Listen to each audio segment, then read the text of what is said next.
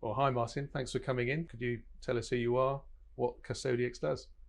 Thank you very much for having me here. My name is Martin Guyman. I'm the CEO of CustodiX.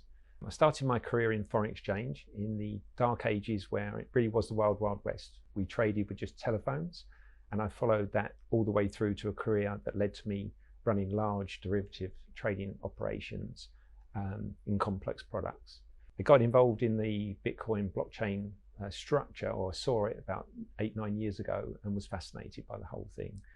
And 5-6 years ago, I set out to build what I thought was the missing piece in this ecosystem, that was the secure storage of digital assets. 8-9 years ago, Martin, that's there's been a phenomenal rise in the value of Bitcoin since then. So please tell me that you bought some 8-9 years ago and you're now a Bitcoin billionaire. Well, it's always never enough, but I dabbled. But very quickly I realized that there was I was getting worried and losing sleep over not the value of the assets, but the potential hacks and losing the complete value of the assets, which is why I started to concentrate on the custody side. So just a modest portfolio. Modest. We'll eke it out of you later. So just in case anyone doesn't know who we are, we're Euro-based and we have a Sienna product. Sienna performs two functions principally. One is Treasury management, and the other one is trading and e-trading.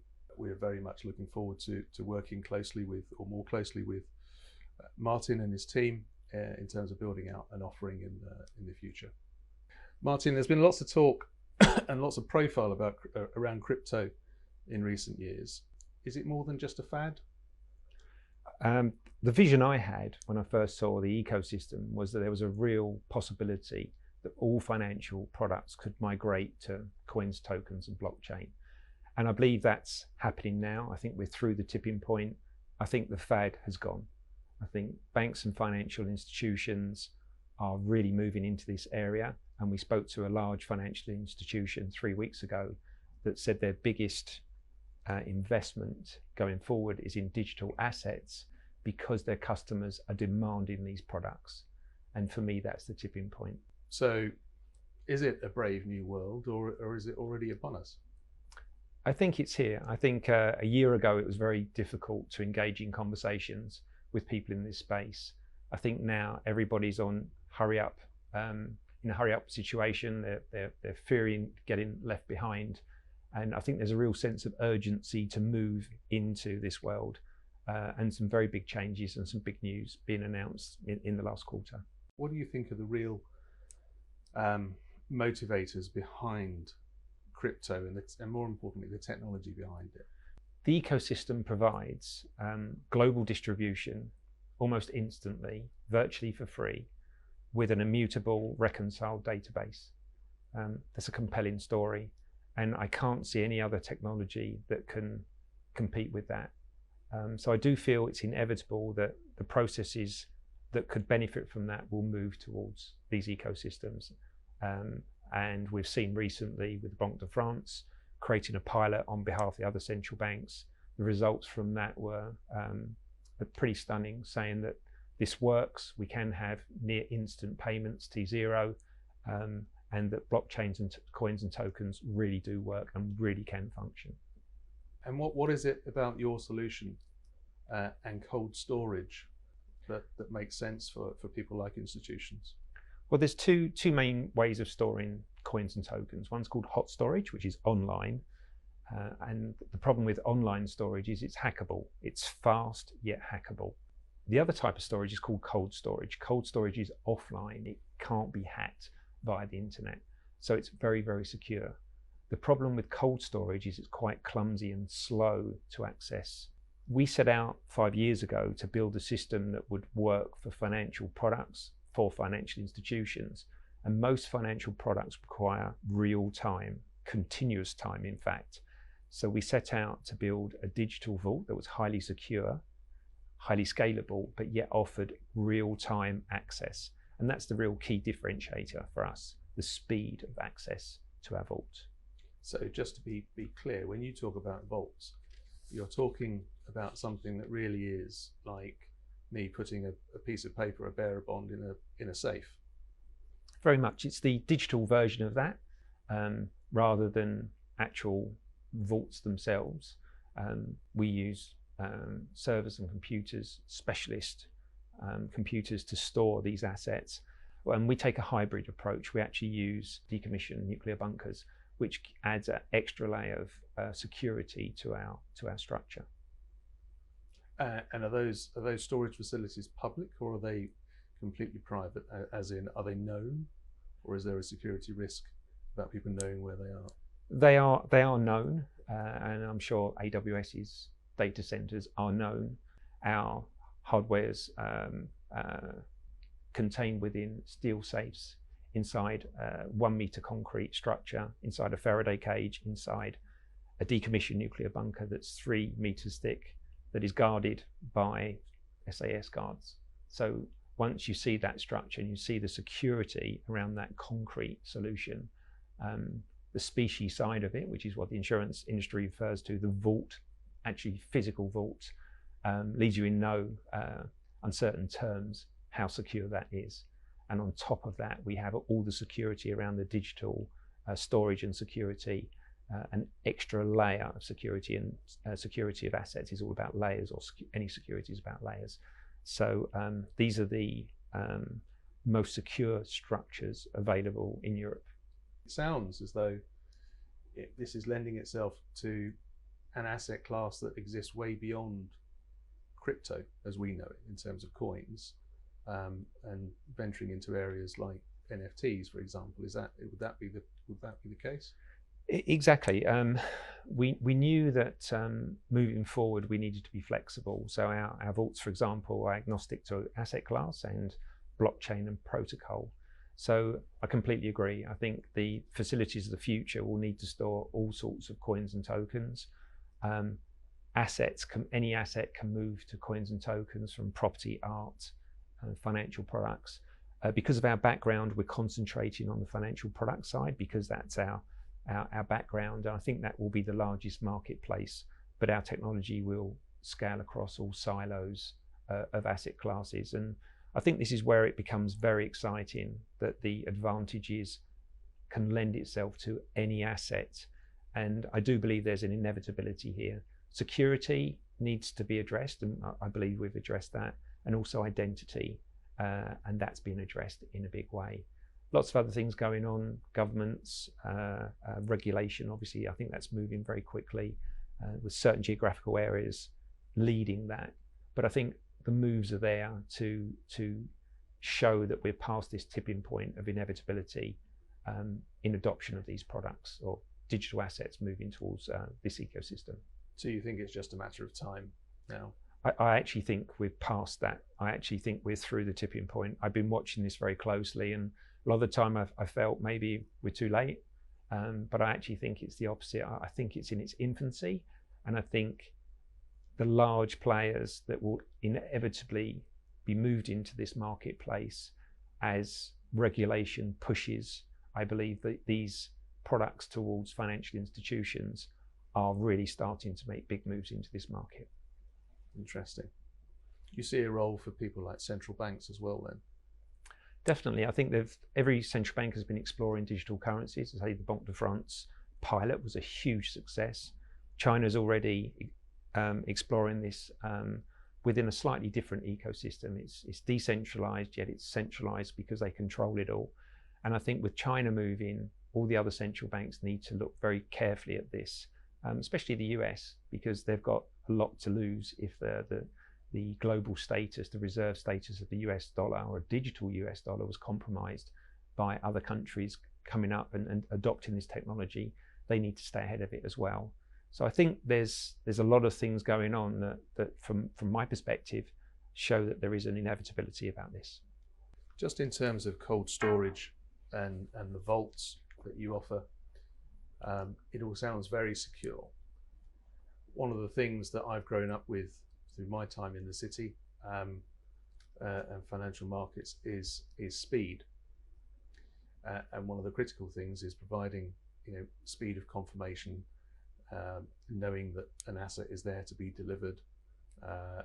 How do you overcome these problems, without divulging any of your own, obviously, IP, but is that something that you've solved? Yes, we have solved that. We've solved it for a deposit and withdrawal. So in other words, a payment and a receipt. We have a very special way, a technology that's taken us 5 years to develop, to have real-time movement of digital assets across a very most highly secure cold environment within a cold environment. The next stage really is creating a T0 instantaneous swap of two different assets. And I think that's the next evolution of what we're doing. And there's a few companies making moves in there to eradicate what I know as Herstatt risk, which is a situation in the 70s where a small German bank didn't pay, took all their money in and didn't pay what they were due to, and it almost very much unbalanced the global payment structure. And I think that's something that has got to come out of the system, that we can instantaneously swap two different assets in real time, T0. This would be the complete game changer. It would eradicate credit as we know it, where most financial products are T+2. The settlement happens 2 days later. And this gets very, very exciting. And this is where I believe, again, it's inevitability with moving in and out in milliseconds, and then combining that with being able to have payment and receipts in real time without credit risk. This is the exciting part of the equation. That's really interesting. There's been lots of talk over the years about T0 settlement, but what you're talking about now is obviously T0 is settlement, but it's actually has the potential to compress that timeline down to intraday, hour by hour settlement, and rolling settlement periods within the day. So I think from what you're saying, it is that it offers the opportunity to remove, and tell me if I'm wrong, the element of trust, or the strong element of trust that had to exist between financial institutions. My word is my bond ethic that prevails around the city. Is that the case? I believe so. I mean, Bitcoin was originally established to be a trustless payment system. That's why it was established. I think JP Morgan last December on their blockchain, using their JP coin, did a collateralized loan, which is called a repurchase agreement, in T0. And they're at the forefront of this market, and I think that showed that this can occur, and it just shows that the extension of that into all other products can be done. So that to me was the validation of this instantaneous swap structure that will enable financial instruments to go to another level, and I think this is the most exciting thing. So it's been validated, and it's there to be had. It just needs to be adopted. And there's more work to be done, but it's very exciting going forward. Okay. And are you getting much interest at the moment from large institutions yourself? Yes, I think a year ago it was difficult to talk to these larger financial institutions. A lot of them were restricted at a board level in getting involved in digital assets. But this year we've seen a huge change. Most of the people we talk to are very keen to move quickly through the gears, through NDAs, through to meetings, through tech validation. There's a lot of banks now that are making a move. And I think there's a lot of banks out there, financial institutions, that are feeling left behind. And I think there's a genuine move into digital assets. And I think I mentioned earlier, I think that from being inside this marketplace, I can see a real momentum. And I think that will take maybe half a year to be seen externally, but I definitely feel it, definitely. And are there particular centres of excellence globally that people should be watching out for, like London, like Switzerland, or? Well, unfortunately, London a little bit behind regarding regulation. Switzerland are at the forefront. There's a few offshore centres that are making inroads, but I think it'll be a similar pattern to the banking. Everything that I look at in this market, by the way, is a blueprint from my banking experience. And I think as we've seen things unfold, they've unfolded exactly the same way that foreign exchange evolved through time. and I feel the major centres will take advantage of that. I think the American banks and financial institutions are pushing the hardest in this area, and I think that we've already seen in the last week alone that the regulation out there is changing quite quickly to adapt for that. So I think you'll see the major push coming from the States. Are there clear technology constraints in the industry, not for you specifically, around crypto that is still providing some challenges, or have all of those been overcome?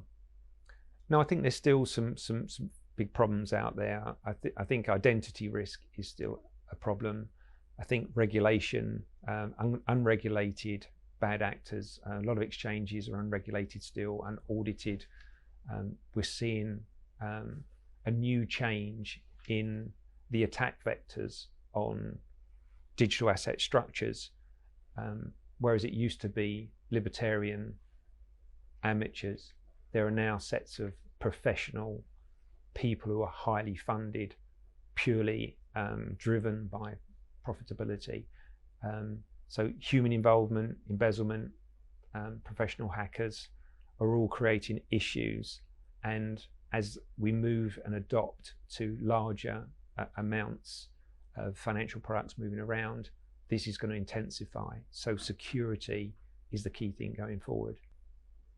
Very interesting. So security becoming the replacement, if you like, for credit. Definitely. I think this is where the banks play a role, or financial institutions, that we are just a technology provider, and we built this technology to enable them to move into this world fast and to use their credit, because that's what makes the world go round, and to use their governance and their regulatory expertise. The banks still have a big place to stay here. Central banks are going to adopt digital assets, but we're never going to phone the Bank of England for a car loan. That's never going to happen. So the distribution of digital assets, in my opinion, will go via the commercial banks, and it will require an ecosystem. And I think this ecosystem requires this security, because it'll be multifaceted as it moves forward. And that's really what we're trying to do, to provide the backbone, the plumbing for not only digital asset storage, but the ability to use digital assets for payment rails and instant payments, which is again why we focused on the real-time speed. How are custodians themselves viewing this world? What's their view? The likes of, well, I won't name any of the names, but the big custodians in the world, what is their view of this market?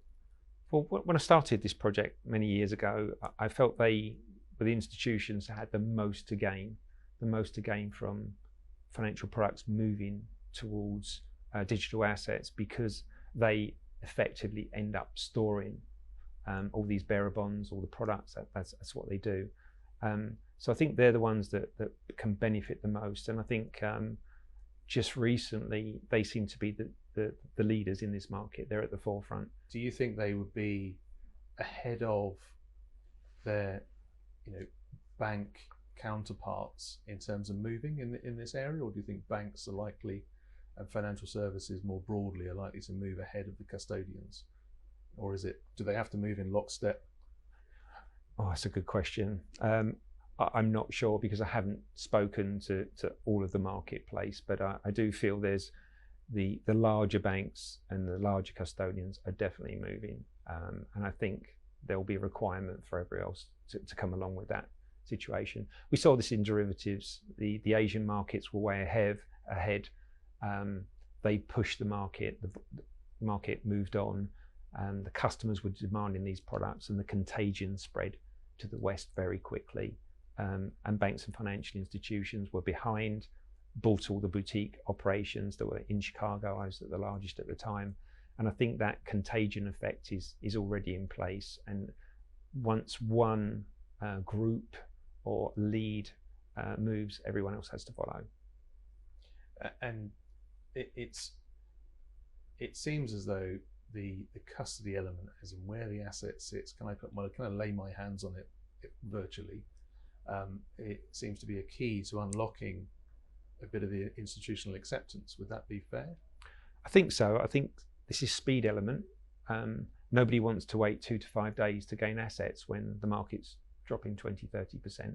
We've seen a highly volatile crypto market, and I think people are always concerned about access. How quickly can I access this when I want to execute a trade? So I think once we overcome speed, once we overcome security, once we overcome scale, we've got issues with identity, then I think we're very robust. And this technology is here today. This is not about the future, it's here today. And I think once people understand that, the rest will follow. The technology is here, it's just the infrastructure. And I think the banks are in, and financial institutions are in a position to adopt this technology at amazing efficiencies. And it's these efficiencies in a very tight world with negative interest rates where banks are looking for an extra edge. And again, this is why I feel it's inevitable. And if we just step back and have another look at security, it's physically secure because it sits in meters of concrete in a Faraday cage, behind armed guards, and with layers upon layers of technology-based security. Is that something insurers are prepared to insure? So if I'm an institution, I've got X billion worth of digital assets that I want to place in there, can I get insurance against that?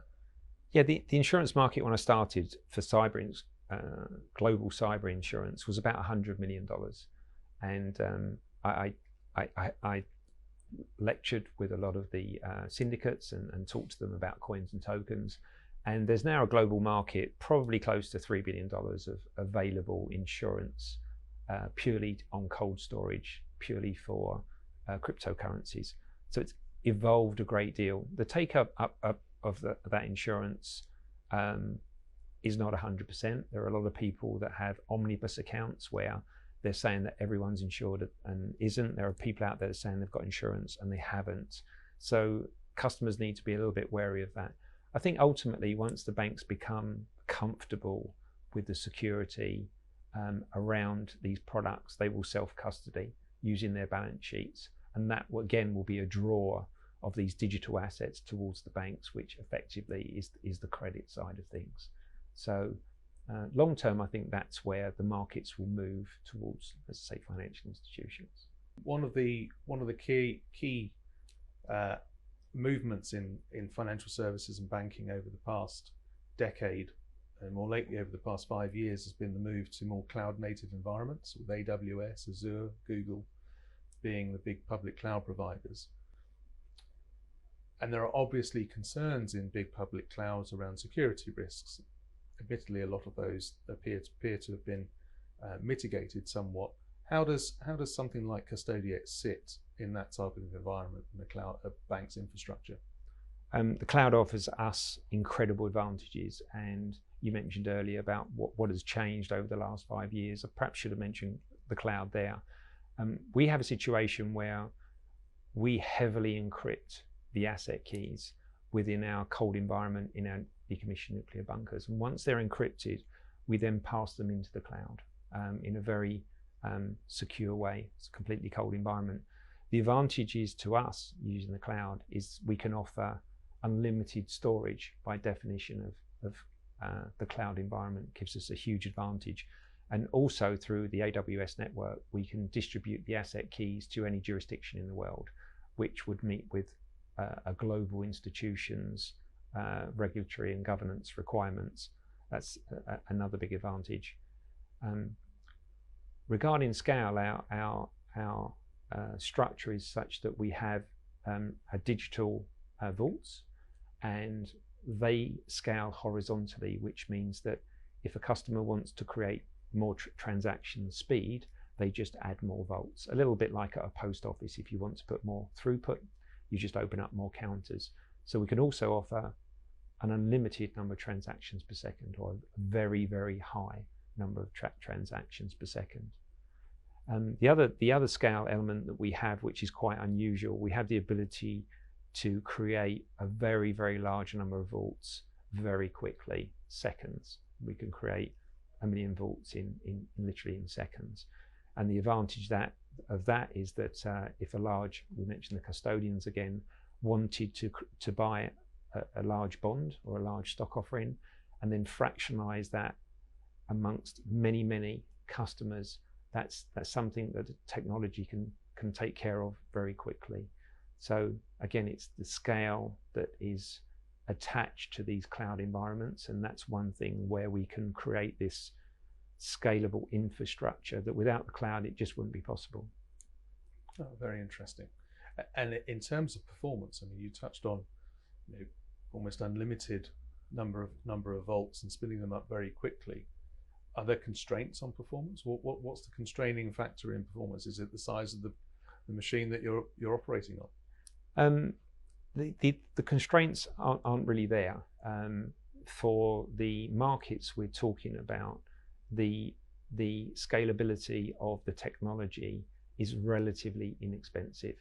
So this is the advantage again. It's a highly efficient structure whereby it can replace a lot of the banking infrastructures that are hundreds and hundreds of millions of dollars. So this scales in efficiency and costs very nicely. And again, that's something that we've been focused on in building out our vault structure. And how does it benefit a platform like ours, you know, a trading platform?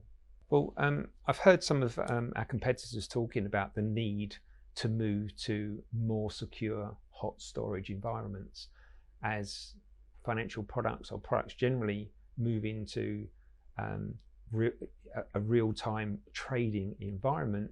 Products are going to have to move to a hot environment. Now that makes sense regarding accessibility, but not regarding security. The advantage we have that we can offer a platform like yourselves is the customers can trade in an offline environment with online accessibility. It is a pure cold offline environment, yet you can access it in real time, and that's the difference.